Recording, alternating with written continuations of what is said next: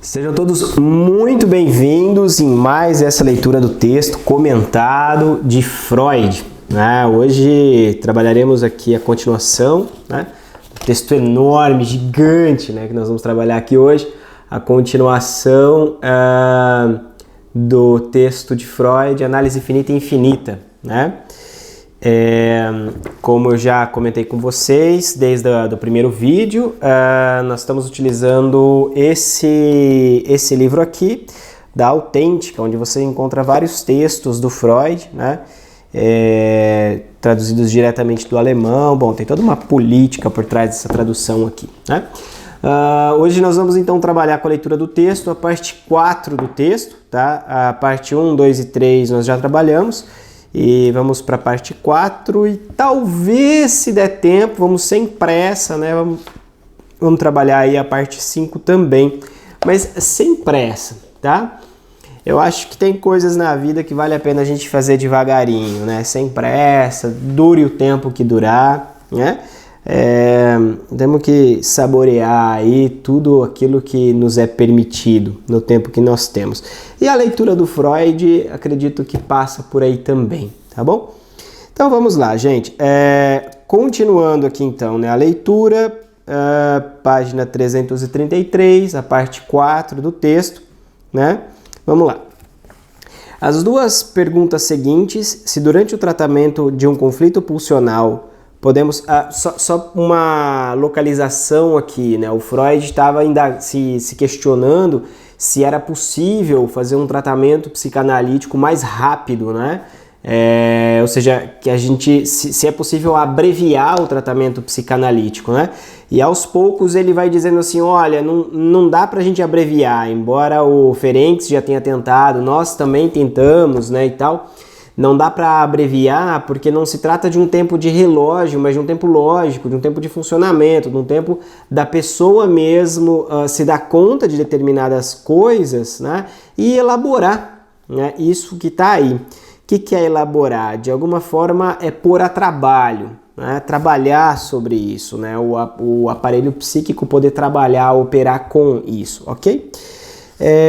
Então vamos lá, continuando. As duas perguntas seguintes, se durante o tratamento de um conflito pulsional, podemos proteger o paciente contra futuros conflitos pulsionais e se é exequível e adequado despertar um conflito pulsional não manifesto naquele momento com a finalidade de profilaxia, deverão ser tratadas em conjunto, pois parece evidente que a primeira tarefa só pode ser resolvida fazendo o proposto na segunda, ou seja, transformando o conflito possível no futuro em um conflito atual, que submeteremos ao influenciamento. Aqui, gente, o Freud está comentando uma coisa muito importante e interessante, que é essa ideia de, será que a psicanálise consegue trabalhar como uma vacina, como uma profilaxia, como uma ideia de um tratamento assim anterior, Bom, parece bobagem, mas hoje em dia a gente escuta muitas pessoas se equivocando, dizendo que a psicanálise opera através do autoconhecimento, Então, assim, você vai para a análise para ter autoconhecimento, para se proteger de alguma coisa. Bom, nós vamos ver no texto que isso é impossível, Que isso é impossível. Em julho agora eu vou trabalhar um pouquinho sobre a direção do tratamento e a cura e nós vamos tocar nessa questão, que o que se trabalha em uma análise é sobre aquilo que se produz na relação analítica, se produz em transferência, Então não tem como você trabalhar absolutamente nada, que não esteja presente ali, no aqui e agora com o analisante. Bom, para quem quer referência, tá lá no texto do Freud, recordar, repetir e elaborar, Então essa ideia do Freud está aí até hoje. É impossível a gente fazer um trabalho, analítico propriamente dito, se a gente não consegue evocar, isso que supostamente estaria ali inconsciente, E que se trata de uma demanda de satisfação, como disse o Freud, a pulsão e seus destinos, a pulsão e suas vicissitudes, que é uma tradução mais interessante. Uma demanda de satisfação que não encontrou ali um objeto, né, para que tenha esse escoamento pulsional, tá bom? Então vamos lá. Deixando o psicanalítiquez de lado, né, se trata tão somente de construir uma relação de amor com o analisante, na qual o analisante começa a se queixar, né, da própria relação que ele mesmo construiu, né? E se dá conta disso, né? E se dá conta disso, que porra, sou eu que construo essa modalidade de amar, né?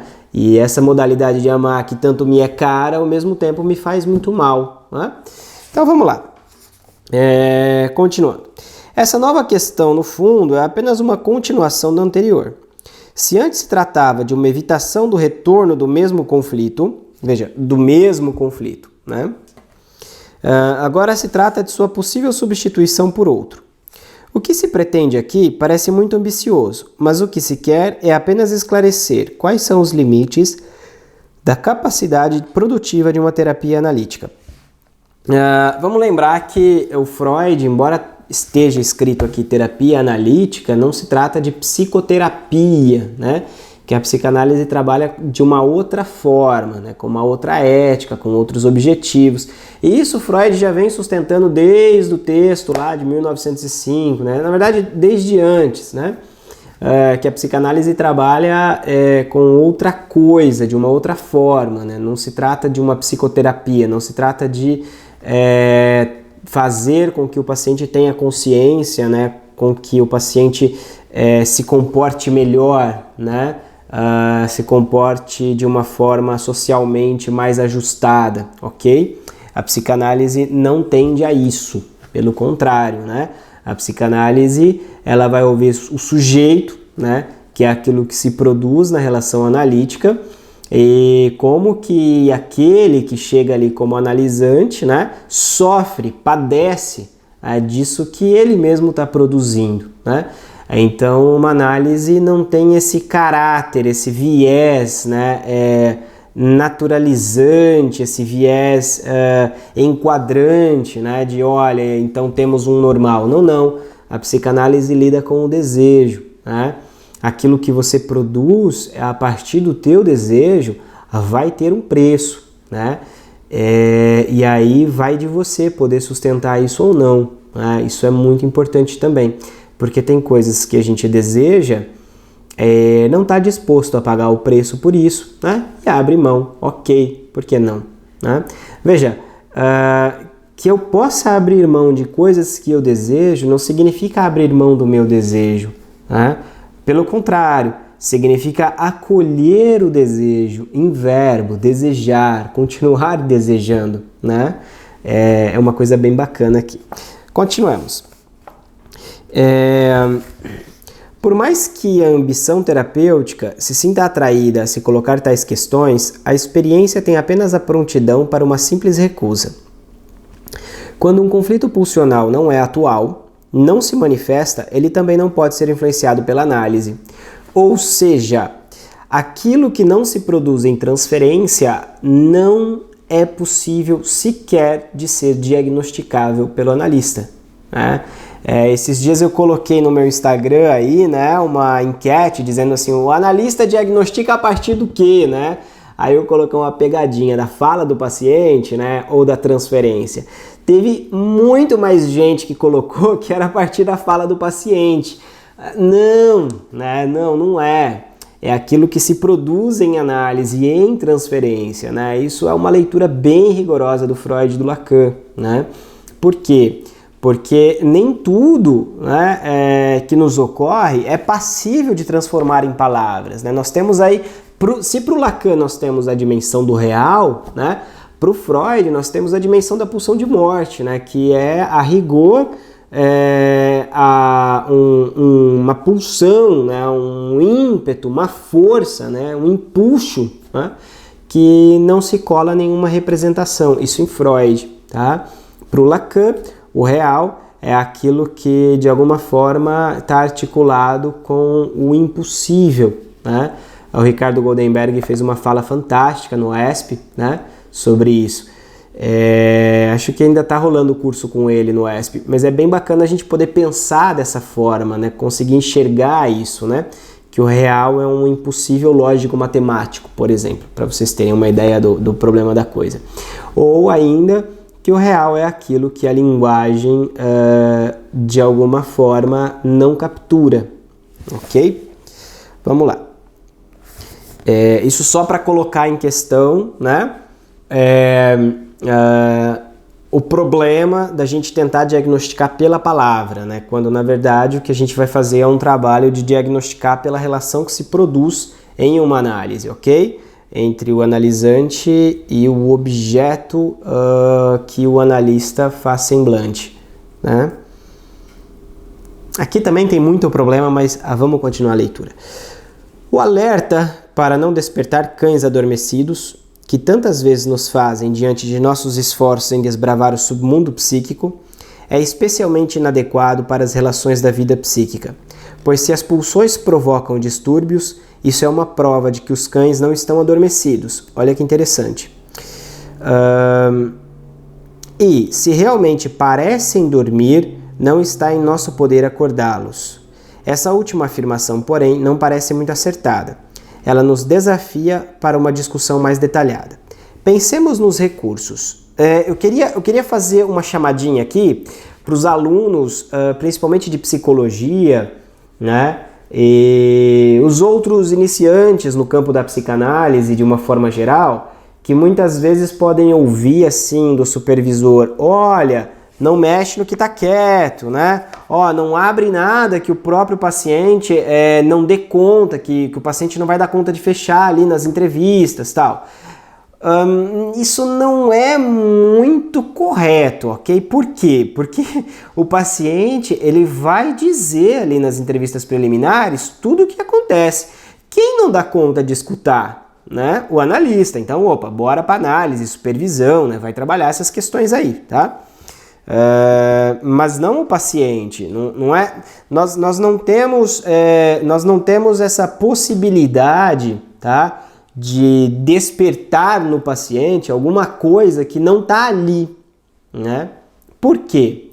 Porque não é o analista que cria. Quem cria é o analisante. Vamos lá. Ao que parece, podemos fazer apenas duas coisas. Ou provocamos situações em que ele se torne atual, ou nos satisfazemos em falar dele na análise, apontando para sua possibilidade. O primeiro intuito pode ser alcançado por dois caminhos. Veja, o Freud está dizendo aqui que o analista, né, ele pode operar a partir do momento em que ele consegue produzir na situação analítica, né, vou usar os termos aqui: uma neurose de transferência, uma psicose de transferência, uma perversão de transferência, ok? O primeiro intuito pode ser alcançado por dois caminhos. Primeiro, na realidade. Segundo, na transferência. Na medida em que expomos o paciente a uma medida de sofrimento real através do impedimento e da estase da libido. É bem verdade que já nos utilizamos dessa técnica no exercício habitual da análise. Se não, qual seria o sentido da prescrição de que a análise deve ser executada no impedimento? Mas essa é uma técnica usada no tratamento de um conflito já atual. Aqui algumas observações. Primeiro, as entrevistas preliminares ou a terapia do teste que o Freud coloca lá nos artigos técnicos, né, para ser mais exato.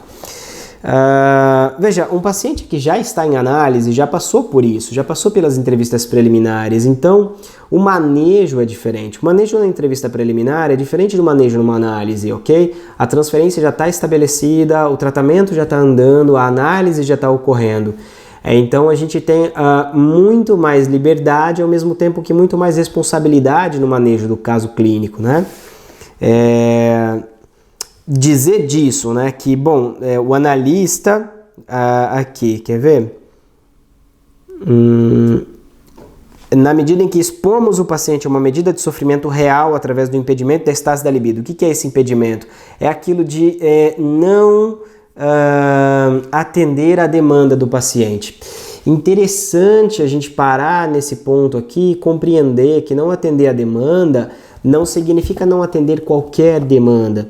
Não significa exatamente o quê? Muito precisamente, não atender a demanda que produziu-se nas entrevistas preliminares, né? Que essa demanda, uma demanda de amor, como vai nos ensinar Lacan, é impossível de ser satisfeita, ok? Então não tem como atender mesmo, né? No entanto, isso causa sofrimento. O que a gente vê muitas vezes acontecendo com os analistas, né, menos experientes, na hora que o paciente se cala ou quando o paciente começa a se angustiar muito, né, o analista também se angustia, né, e começa a dizer ao paciente o que fazer, como pensar, como agir e tal. Bom, aí a psicanálise vai por água abaixo, né? Por quê? Porque você está atuando a partir de uma demanda sua, não do paciente. A partir daquilo que você acreditaria que gostaria de escutar, né? Ou que você acredita que o paciente poderia escutar e melhorar, que seja, né? Não a partir daquilo que o paciente precisa, tá? Isso, como saber discerni-lo? Né? Supervisão. Por isso insisto tanto com a supervisão. Né? Bom, continuamos.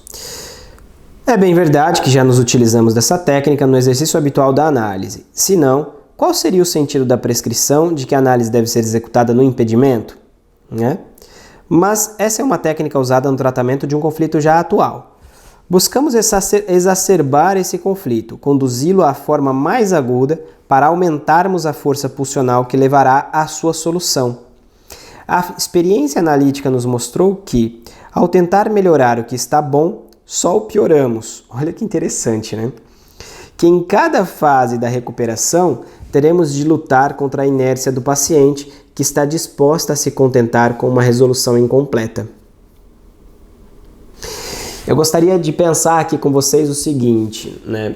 Que existem situações na análise, e é esperado isso, de uma piora no quadro dos pacientes, né? Agora, que piore durante o tratamento significa necessariamente que o tratamento está funcionando? Não, né? Às vezes, essa piora no quadro do tratamento pode ser também o analista errando a mão, né? Que o analista trabalhe com a angústia, isso é óbvio. No entanto, o analista deve saber dosar a angústia, né? Por quê? Porque geralmente, quando o analista erra a mão, não sabe dosar a angústia, o que você tem aí são os efeitos colaterais de uma análise negativos, né? Como, por exemplo, passagem ao ato, acting out, por aí vai. Né? Atuações fora da clínica, porque na clínica, né, na sessão, na análise, alguma coisa não foi escutada, né? Então a gente vê muitas vezes os pacientes se queixando de piora repentina no quadro, tá? E aí às vezes a pessoa pode falar assim, então estou no caminho certo, né? Quando eu recebo às vezes pessoas para supervisão, e comigo já aconteceu isso também, né? Não, nem sempre, né? Nem sempre. Às vezes se trata muito mais de um manejo equivocado, tá? Do que do caminho certo. Agora, quando a gente sabe que está no caminho certo, né? Mesmo tendo a piora no quadro, quando a análise não cessa. Quando a análise não cessa. Isso é muito importante, tá? Por quê? Porque, o neurótico é aquele que está feliz com as migalhas que ele mesmo oferece, né, para que ele se banqueteie. E o analista é aquele que diz, só isso? Veja, como é o ditado, mais vale um pombo na mão do que dois voando. é um ditado neurotizante extremo, assim. A gente vê como a nossa cultura, bem disse Freud em 1930, né? Como a nossa cultura, ela é uma cultura doente, né? Bom, continuemos então. Mas se partirmos para um tratamento profilático de conflitos pulsionais não atuais, mas apenas possíveis, né? Não basta regular o sofrimento existente e inevitável. Deveríamos nos decidir por fazer nascer um novo sofrimento, e isso até agora, certamente com razão, tem sido delegado ao destino. Lembrando que Freud sempre coloca, pessoal, essa ideia de que todo sofrimento humano, né, ou ainda o trauma, ele tem ali um fator um fator plural, né? É algo multifatorial. Tem algo da ordem do constitutivo e tem algo da ordem do acidental, tá? Vejam bem, vocês podem passar pela mesma experiência e cada um vai reagir de uma forma. Por quê? Porque a constituição foi distinta, né? E o que a gente sabe na psicanálise é que constituição, né? Cada um tem a sua. É igual o gosto, né? Cada um tem o seu. Continuemos aqui então. De todos os lados nos alertariam quanto à ousadia de fazer experimentos tão cruéis com os pobres humanos, concorrendo com o destino. E de que tipo seriam eles? Como assumir que, a serviço da profilaxia, destruímos um casamento satisfatório ou fizemos com que o paciente abandonasse o seu emprego, que garantia o sustento do analisando? Por sorte, nem chegamos a meditar sobre a justificativa de tais intervenções na vida real. Não temos um mínimo do poder totalitário que essas intervenções exigem, e o objeto desse experimento terapêutico certamente não iria querer participar dele. Olha o que o Freud está nos dizendo. Psicanálise não é profilaxia. Psicanálise não impede ninguém, absolutamente ninguém, de sofrer. Isso que estão dizendo por aí é mentira. Faça psicanálise e nunca mais sofra. Isso é mentira deslavada para vender alguma coisa. Vamos acordar, minha gente? Né? Uma pessoa que se analisa até o fim lida de outra forma com o sofrimento. Aí sim. Né? Agora, não é porque ela lida de uma outra forma que ela é melhor ou pior que outras pessoas. Não. Muito longe disso. Né? Muito longe disso.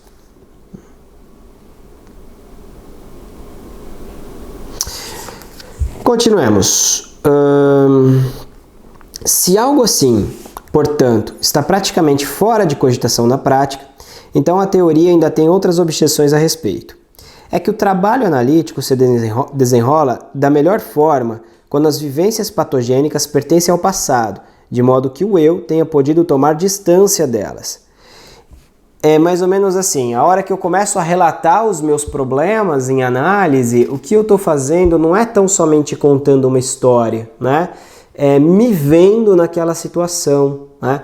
Então eu estou, ao mesmo tempo que eu conto uma história, eu estou produzindo-a, eu estou criando essa história, né? Conforme eu digo do meu pai em análise, eu estou criando o meu pai em análise. Por isso que nós podemos dizer que a psicanálise muda a história do sujeito, muda o passado. Se tem uma coisa que nós podemos mudar com absoluta certeza em análise, é o passado. O futuro está aberto, né? Diferente de quando a gente chega em análise, que o passado e o futuro já estão determinados por uma fantasia, que é como os óculos, aconteça o que acontecer, vai continuar sendo desse jeito. É? Bom, uma análise me permite colocar isso aí na berlinda. É? O passado, dependendo da forma como eu o conto e dos afetos que a minha contação me causa, modifica a minha história a tal ponto que me modifica, afinal de contas, eu já sou outro. E o futuro fica aberto ao incerto. ao invés de tentar controlar o que vai acontecer, o que deixa de acontecer, a gente passa a vivê-lo. Viver. Se abrir ao inesperado. Olha que bonito isso. E como é difícil. O que é a neurose? Leiam O Homem dos Ratos. O que é a neurose obsessiva? Senão a eterna produção do mesmo. O famoso dedo podre que a gente atende às vezes na clínica. Quantas pessoas não sofrem, né, da história do dedo podre, né? Escolhe sempre o mesmo, o cara que é agressivo, que bebe, que bate, que xinga, que não sei o que e tal. O Zé Droguinha, né, que a gente escuta. Por quê? Né? E aos poucos a gente começa a ver como às vezes essa pessoa cria, né, na própria análise começa a se dar conta, cria com pessoas totalmente distintas o mesmo. Né? Bom, continuamos. Em estados de crise agudos, a análise é praticamente imprestável. Isso na época do Freud, tá? Vou discordar do Freud aqui. Hoje nós temos pesquisas cada vez mais interessantes mostrando que a psicanálise, né, é tão eficaz quanto a medicação para retirar alguém da crise, ok? Em estados de crise agudos, a análise é praticamente imprestável. Nesse caso, todo o interesse do eu é absorvido pela realidade dolorosa e rechaça a análise, que quer conduzir-se para debaixo dessa superfície e desvendar as influências do passado. Ou seja, criar um conflito novo apenas irá prolongar e dificultar o trabalho analítico, causar mais sofrimento, né? Não precisa disso. Pode-se argumentar que essas considerações são absolutamente supérfluas, que ninguém pensaria em produzir a possibilidade de tratamento do conflito pulsional latente, invocando intencionalmente uma nova situação de sofrimento. Isso na época do Freud, né, gente? Isso na época do Freud, 1930 aqui, que ele está escrevendo isso. Hoje a gente sabe cada vez mais que as pessoas estão aí em busca desse eu 2.0, né? E pagam caro por isso, né? É que isso também não seria uma ação profilática digna. Sabe-se, por exemplo, que uma escarlatina curada deixa como resquício uma imunidade contra a recidiva da mesma doença, mas nem por isso os internistas pensam em infectar uma pessoa sadia com escarlatina, para evitar a possibilidade de a pessoa contrair escarlatina no futuro. Olha que interessante, né? Os médicos aqui, na época do Freud, falavam assim, olha, né? Não é porque quem pega uma doença vai ter imunidade a ela que nós vamos submeter toda a população a essa doença, né? Lembra alguém? Né? Lembra alguém que está querendo fazer isso aí? Né? Não, né? Vamos vacinar, vamos cuidar, né, tal. E se pegar, ok, mas dá para não pegar também, dá para evitar, né? Dá para tratar. A ação de proteção não pode restabelecer a mesma situação de perigo que a própria doença oferece, apenas uma muito mais branda, como a que se consegue no caso da vacina contra a varíola e muitos outros procedimentos semelhantes. Portanto, em uma profilaxia analítica dos conflitos pulsionais, só podem ser considerados os outros dois métodos, ou seja, a criação artificial de novos conflitos na transferência, os quais se despem do caráter de realidade, e o despertar de tais conflitos na imaginação do analisado, na medida em que se fala deles e se familiariza o paciente com sua possibilidade. Vamos avançar com a leitura aqui, ok? Não sei se podemos afirmar que o primeiro desses procedimentos mais brandos seria de todo inaplicável à análise, uma vacina, né? Faltam estudos especificamente voltados a esse assunto, mas logo se colocam dificuldades que fazem com que essa empresa não pareça ser muito promissora. Primeiro, porque há uma grande limitação na escolha de tais situações para a transferência. Ou seja, o analista, né? O analista, ele vai estar trabalhando com aquilo que o analisante diz ou o analista vai estar conduzindo a consciência do paciente, dizendo o que ele deve ou não deve dizer. Isso lembra vocês algum tipo de trabalho? Veja como nessa fala o Freud está rechaçando a ideia da psicoterapia breve. É bem interessante pensar isso. Psicoterapia breve de base analítica. Não dá. Não tem jeito. Por que não tem jeito? Porque não tem como você trabalhar com a psicanálise, né, sem deixar que o paciente fale tudo o que vier à cabeça, né, ordenando o que deve ou não deve ser dito pelo paciente. O problema vai ser esse, nós vamos resolver aqui. Não. Ah, o problema de fobia de cachorro. Tá, me fala disso. Fobia de cachorro, vamos lá. O que essa fobia está denunciando de impossível? Não, vamos falar só do... Vamos fazer desensibilização sistemática? Vamos. Aí faz a desensibilização sistemática. O cara parou de ter medo de cachorro. E aí, e agora? O que estava denunciando de impossível? Continua impossível. Uma análise. Me fala mais dessa fobia. Quando começou, o que você sente? O que isso te impede de fazer? Quais problemas isso te traz na sua vida? Me fala mais. Essa palavra cachorro te lembra o quê? Quando pensa no cachorro, o que vem na cabeça? Leiam lá o caso do pequeno Hans, né?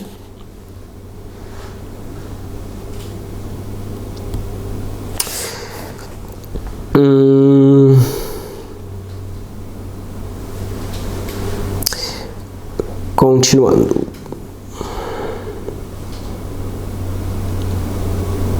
O analisando não pode, ele próprio, acomodar todos os seus conflitos na transferência. Tampouco o analista pode despertar todos os possíveis conflitos pulsionais. Aí começa uma tentativa e erro, né?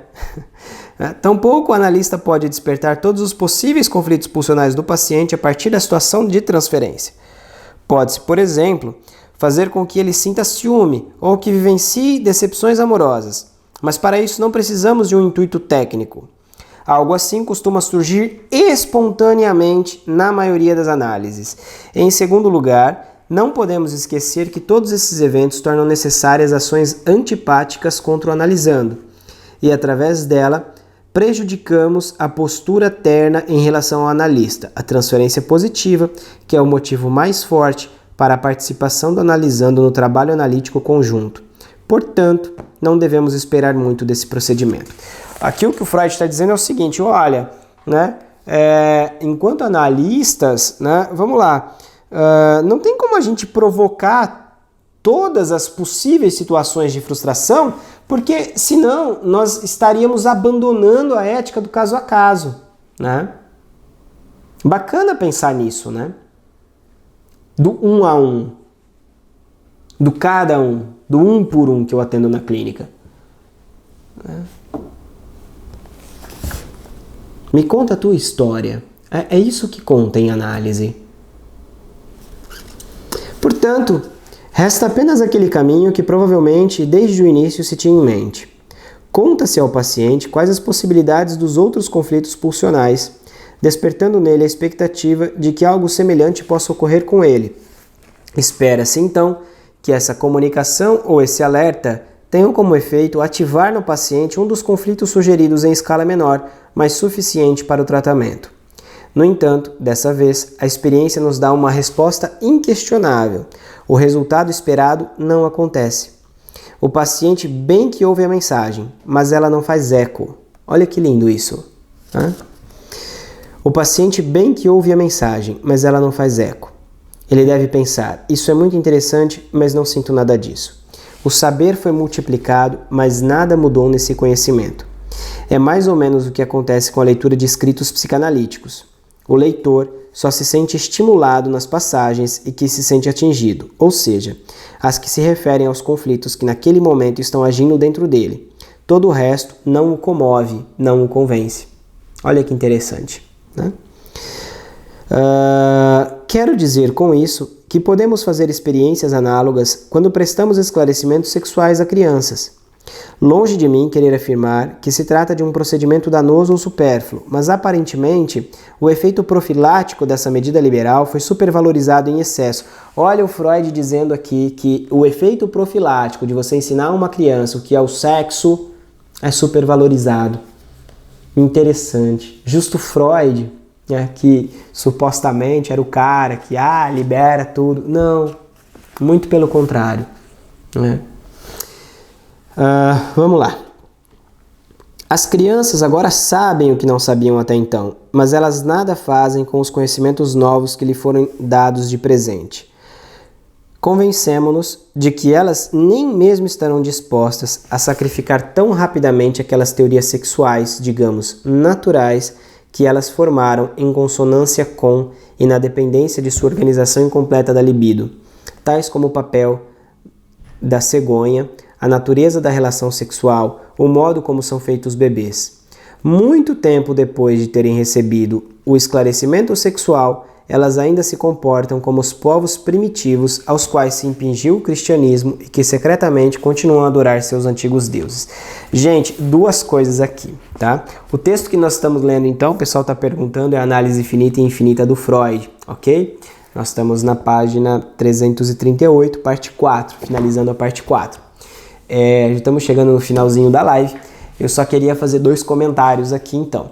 Primeiro que, né, quando a gente recebe pacientes, geralmente, que sofreram abusos, né, por mais que soubessem ou não soubessem o que estava acontecendo, não é raro a gente escutar que há ali uma culpa do abusado, né? Uma culpa que, assim, não significa que ele teve culpa por ser abusado, mas uma culpa que ele traz consigo por não ter gritado, por não ter feito nada, por não ter corrido, por não ter contado por alguém, por não ter procurado a mãe ou o pai, por ter mentido, por ter procurado de novo, não sei.